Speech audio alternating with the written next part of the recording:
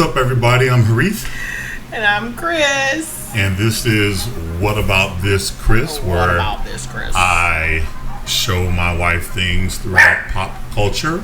There she goes. And there is our guest for today. I show my wife things throughout pop culture, things that mostly I've seen, but she has not, just to get her reaction from those things. Today, we are in our nonfiction genre. This happens to be a video that neither one of us has seen. Ooh. And it is from a guy called Casual Geographic. That's the name of his channel. Many of you may have heard of him. He has a very unique way of teaching the universe about animals. And we've taken a liking to him. And so I found this video that we haven't seen yet of his, and we're gonna check it out today. And we want to thank y'all again for subscribing and sharing our videos. We're growing. Hey, please like consistently. and subscribe. Yeah, Yes. please like and subscribe. We're Ding, ding. growing we are growing consistently, and we like to thank you guys for that. Indeed. And we got some more things coming, so we're just going to keep going and see what happens here. So, are you ready? Yeah, let's go. All right, let's do it. Headphones.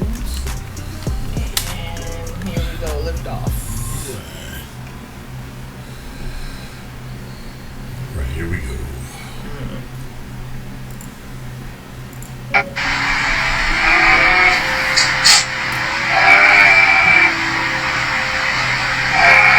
Nah, cause y'all seem to think I know everything like I'm a walking encyclopedia, but if I'm being honest here, I know what the that was supposed to be like. I've been on the comments for this. And apparently that's not a deformity. That's actually what they're supposed to look like. It's the massive goat that originated in Middle East countries and is primarily used for meat and milk. Now I'm not gonna sit here and say God makes mistakes, but that skull makes me think his draft. Didn't he call it? It was a. No, that's where it's from. I'm not gonna sit here and say God makes mistakes, but that skull makes me think his draft and post buttons are way. Oh. Like, I've been on the comments for this. And apparently that's not a deformity. That's actually what they're supposed to look like. It's a Damascus goat that originated in Middle East countries and is primarily used for meat and milk. Now I'm not gonna sit here and say God makes mistakes, but that skull makes me think his draft and post buttons are way too close to each other. Also, Damascus named God won a prize for most beautiful goat in a contest in 2008. Proving that some of y'all will lie unprovoked for no Right, that's I can call him beautiful, but tell me this goat didn't crawl straight out the Goonies. They actually look somewhat normal as babies, but then I guess puberty hits them like Hiroshima. It's honestly the pug of goats, and I truly mean that. And I read some comments on the internet saying, oh, he just wants love. I rebuke that. He wants my life essence. We played God with goats, now we got Barnyard and Dark Souls, and I do not like it. And I could have sworn Satan took the form of a goat. Actually, this makes a lot of sense now. You know y'all don't gotta tag me in every animal video, because like, what do you expect me to say? Like, his existence looks like pain.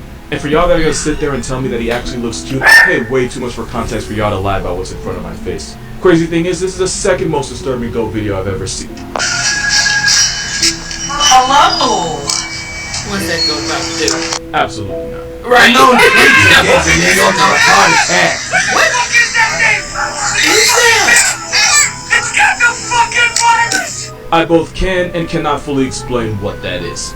It's called a Kulugo, but it's also known as a flying lemur, even though there's somehow two lies in that one name. They don't fly, they glide, and since they spend most of their lives near trees, they basically just airdrop themselves from branch to branch. And it's not a lemur. Lemurs are primates, making them related to gorillas, chimps, and us. It's a no. Even just the lemur, right? Like, that's scary enough. And this, when he's talking about, Oh my there's God, like no. a flying, gliding one of those. No, yeah, absolutely not. We're just not. I'm not. We're, Yeah, I don't know about that, man. no, I do know that it's a no. It's a This thing isn't a primate. no. Whoever named it would probably name an atheist faith. They use that stretchy membrane called a patagium to glide like flying squirrels, and they can travel 650 feet without stopping. That's 200 meters, or a little bit less than 2 football fields. But it's not a flying squirrel. There was a time people thought they were just God's rough draft of a bat, but Kalugos aren't related to bats either. And if you look at the order they're in, He said God's rough draft of a bat. I heard him. Terra, they're the only living members. It's like pulling up to a family reunion and finding out you're the only one left. It looks like And there's because their maggots on personality it. involves flying, they're too slow What and awkward was to that? survive on the ground. And for an animal that lives in the trees, they're pretty mid-climbers. They're so bad at life that Pretty being nocturnal is not even mid-climber. going to Oh my god, alive. stop. Mother Kalugals will carry their babies everywhere for the first 6 months, which made some people believe it was a marsupial, like some type of deformed air koala. But it's none of those things. So what the is it? Well, scientists performed genetic analyses on them, basically a 23andMe for a flying carpet, and it turns out their closest evolutionary relative are primates. It's pretty much the closest you can get to primates without actually being one. Which means this dehydrated Dollar Tree chipmunk is more related to you than it is to an actual squirrel like that. Dollar Tree chipmunk. Here's why you should never touch this. That is Glaucus atlanticus. It's a type of nudibranch, but it's also known as a sea slug. It's also a gastropod mollusk. I'm not going to bore you with a whole biology lesson, but gastropod means it's related to snails, and mollusk means it pulls up to the same cookout as octopus, squid, and cuttlefish. Also, touching one like this is a creative way of saying you want to pay more for health insurance. Because these slugs will eat venomous siphonophores like the Portuguese man of war and steal its venom to use to handle its own light work. It stores the venom in its tissue, so if a predator or a person gets too close, they'll get 50 Shades of around and find out. Do I cuss too much? My kids watch. But then again, they watch Family Guy before 4th grade, so I don't even know anymore. And just like the Portuguese Sorrel Scuffle, the Glaucus can still hand out painful life lessons even after its soul's already ascended. Basically, they don't need to be alive to put you in the hospital. So if you see one on the beach, it's definitely a look but don't touch. Because if anything's that small and that colorful, there's probably a good reason they don't need to hide. Exhibit A. This blue vibe check can be found off the coast of South Africa in European waters off the east coast of Australia because Australia, and some have even been found in the Gulf of California. There are also hermaphrodites that mate by sword fighting and stabbing each other. Normally in nature, the winner gets the female, but here the loser becomes one. The more you know. Here's a story of how 76 beavers were parachuted into Idaho, and yes, that is a thing that happened. So in the 1940s, the people of Idaho had beef with the buck-toothed beaver population, mainly because their habit of taking out trees was causing floods in people's yards and damage to gardens. Because beavers actually contribute to society, unlike some of the people complaining about them, the government decided that instead of squad wiping them, it would just be better to move them to another area code. Only problem was the moving process for beavers involved putting them in boxes and Ubering them via horses and mules. This was the 40s, there was no beaver U-Haul. These boxes would overheat and the beavers would become so stressed that they would refuse to eat, and the horses and mules carrying them eventually got pressed too. It was a bad time for everyone involved. So they realized they had to get creative. And apparently creative meant tying the boxes to parachutes from World War II and literally airdropping them into the Idaho wilderness. But of course you can't just eat a beaver out of a plane without being sure you weren't just committing beaver slaughter with extra steps. So they experimented the best and safest ways to drop beavers from a plane, and the test subject they used was an old been-around-the-block beaver named Geronimo. You really can't make this up after using old man Geronimo to figure out the perfect height and air. That's cat. He called it That's not. the beaver Geronimo, and they're throwing him on a plane. Why you say it's a lie? Come on, man. Area to drop the beavers, it was time. August 14th, 1948 was D-Day, as 76 beavers were loaded into crates and flown in a twin engine where they skydived to the video. And these furry paratroopers had a 99% success rate. But only because one of the beavers managed to escape and jump out of the box when he was 76 feet from the ground and took himself off the census when he met the ground. Other than that, the rest of the Air Force beavers managed to land safely on the ground and were able to crawl out the box and explore the new neighborhood and begin a new beaver life. And to most people, this was a success. PETA wasn't happy about it, but you know, PETA gon' PETA. Also, it turns out each parachuting beaver cost taxpayers about $7 a beaver, so I'd say it worked out pretty well. Today, we have better ways to control the beaver population, but something about 76 beavers being airmailed and parachuted like some DLC just brings me joy. One of my favorite all-time animal facts was that the CIA once tried to weaponize otters for some reason, because the 60s were a weirder, druggier time, I guess. But they were low-key onto something. Because otters are smart enough to use tools, tough enough to survive the freezing ocean without blubber. They'll square up and run fades with jaguars and caiman, I've seen them do it. And even though they look like plush toys, they have the power to seriously f*** you up if you give them a reason. But like honey badgers with better swim time. So someone in the CIA created a report called the Otter Dossier, and I'm going to read you my favorite parts. According to the Otter Dossier, they can be trained to climb ladders and stairs, can carry objects underwater, open zippers, throw objects with their mouth, and turn on faucets. They somehow figured out that a motivated water weasel can chew through a zinc sheet, and I honestly couldn't tell you how they found that one out. There's a lot of other stuff in there too, like how to properly take care of otter pups, because apparently they get diarrhea. A lot. But by far my favorite part is when they say otters are easy to train, but they can become too devoted to humans, which can lead to their destruction. Yeah, honestly, same. The report also mentioned that they're almost impossible to transport because an otter that gets confined can and will attempt to destroy anything trying to escape. The report also specifically says never to take food from an otter because, and I might be paraphrasing here, take their food or they take your fingers. And in fact, the exact quote was, never take food from an otter, particularly that which he has just caught or suffer severe mauling. Yeah, someone got really up for them to put that there. Honestly, if you have the chance, please do I'm gonna put it in the comments. I mean, there's a chance the report's fake and none of this ever happened, but it's so detailed, like too much effort went into it for it to be a lie. Moral of this video, otters are smart, nasty, and they give less than a prom night version.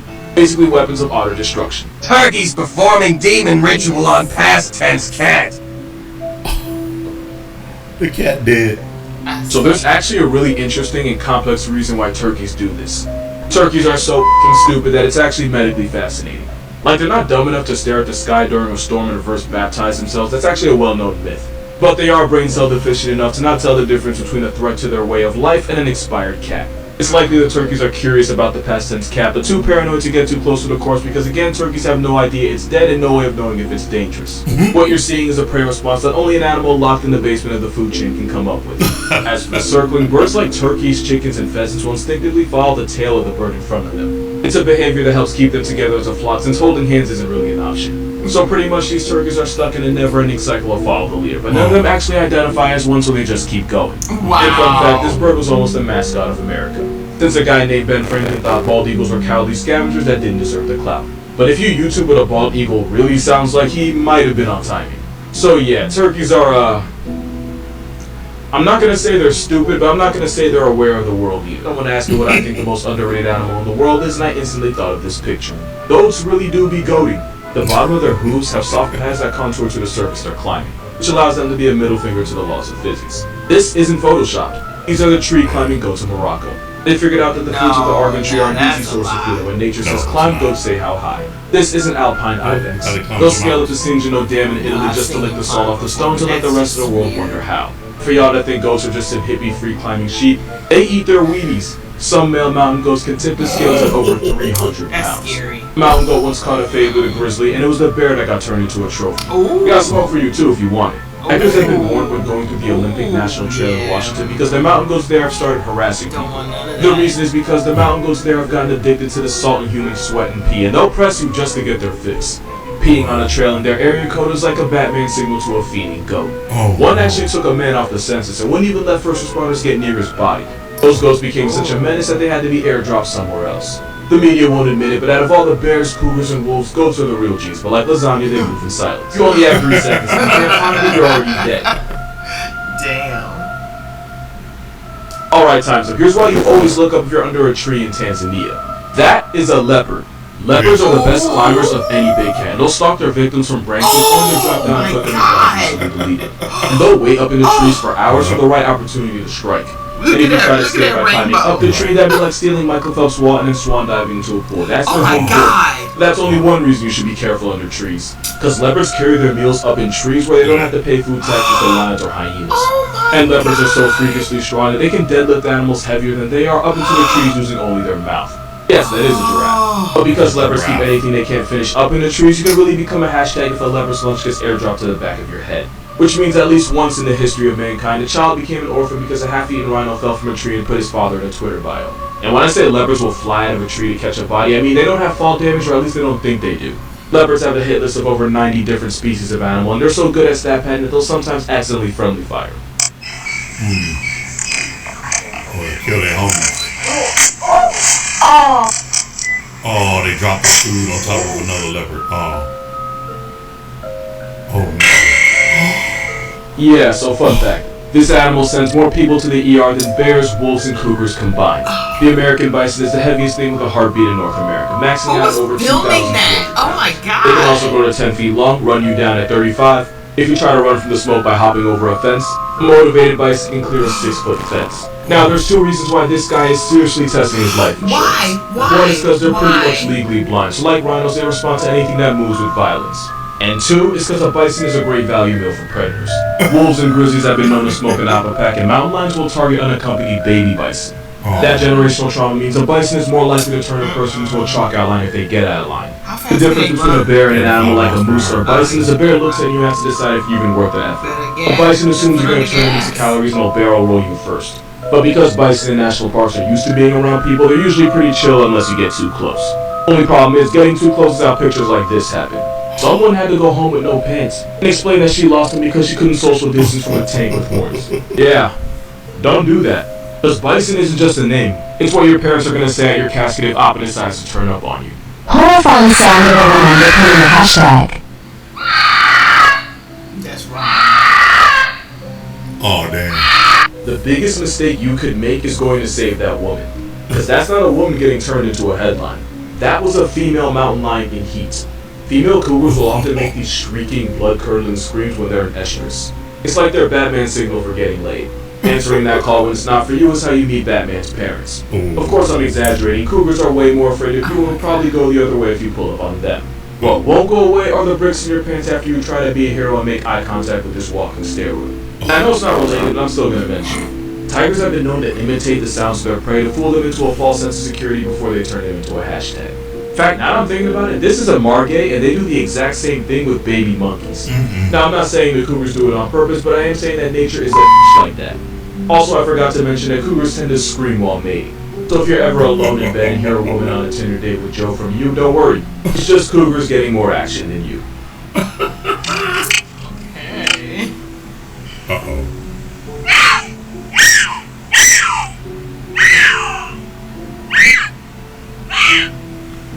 You know penguins will sell themselves, but like, in that way? Let me explain. This is an Adelie penguin. If you hear a messed up penguin fact, it usually involves them. So basically, Adelies build their nests out of piles of pebbles, which means two things.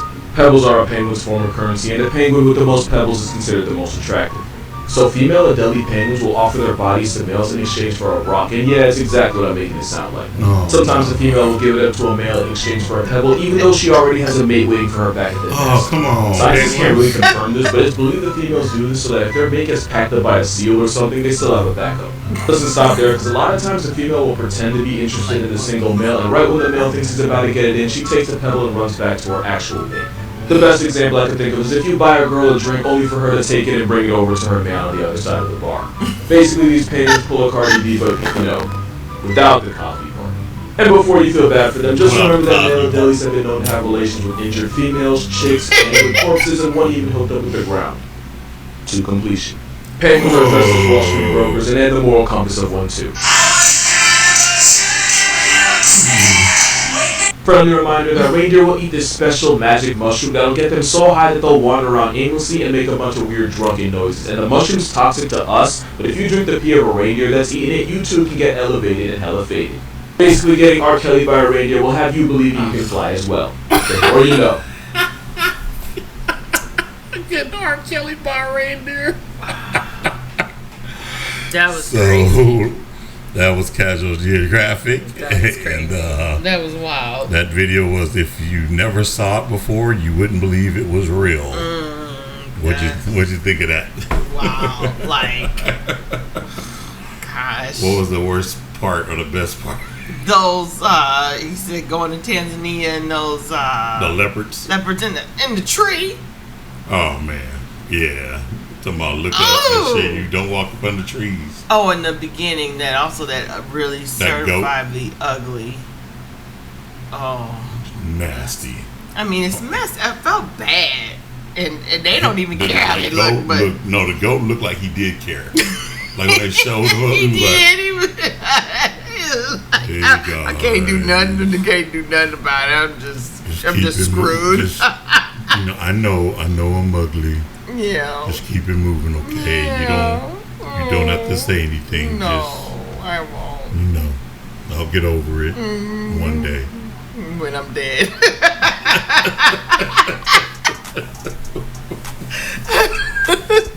Yeah, that was crazy. Up. Yeah. Well, all right. Well, that was Casual Geographic. That was our nonfiction section, and we'll bring some more of those videos to you guys if you like watching him. He's great. Very informative. So, all right. Well, thank y'all for joining. What about Thanks this, for tuning Kris? in today. And please like and subscribe again. Please do. Stay tuned for hit that notification bell so you can get notified on our next video. Yes. Peace. See you later.